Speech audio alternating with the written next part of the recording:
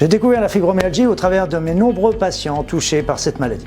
Et là, comme tout médecin, je me suis dit, je vais orienter mes patients vers la rhumatologie, voir un petit peu ce qu'ils proposaient. Et donc, je me suis aperçu que les traitements étaient très limités, surtout tournés vers les symptômes plus qu'autre chose. Alors, fort de cette triste expérience, je me suis dit, qu'est-ce qu'on peut apporter de plus?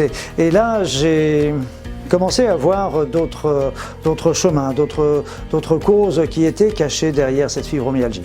Et donc ce module est le fruit de mon l'expérience auprès de mes patients, mais aussi qui a été conforté par bon nombre de chercheurs que j'ai pu rencontrer en France comme en Europe.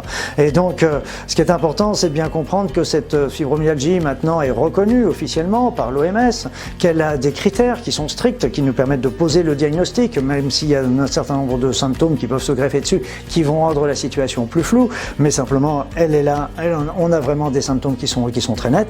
Par contre, au niveau des traitements, il va falloir vraiment déterminer pour chaque cas, pour chaque personne, quelle est la cause de son trouble pour pouvoir lui proposer le traitement adéquat par rapport à ce qu'elle est. Donc c'est pas un traitement standard, c'est vraiment des traitements à la carte qu'on peut proposer dans cette fibromyalgie. C'est pour ça que je dis souvent, il n'y a pas forcément une fibromyalgie, on pourrait parler plutôt de des fibromyalgies.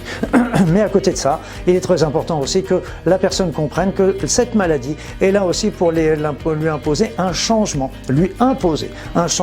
un changement dans son mode de vie, dans son mode de pensée, rechercher le sens de sa maladie, recherchant le sens de sa vie, parce que cette maladie-là n'est pas une punition par rapport à tout ce qu'on a pu faire par rapport à passé, c'est surtout une maladie qui va nous permettre de rebondir avec un mode de vie, un mode de pensée qui va être beaucoup plus en adéquation avec ses aspirations profondes. Et là, mes amis, c'est le chemin tout simplement qui nous emmène vers le bonheur.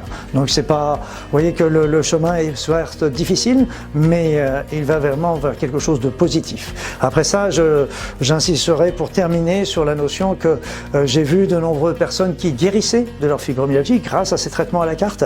Alors je dis tout simplement, si on a obtenu ce résultat-là avec certains d'entre eux, avec certains malades, pourquoi on ne pourrait pas l'obtenir avec tous ?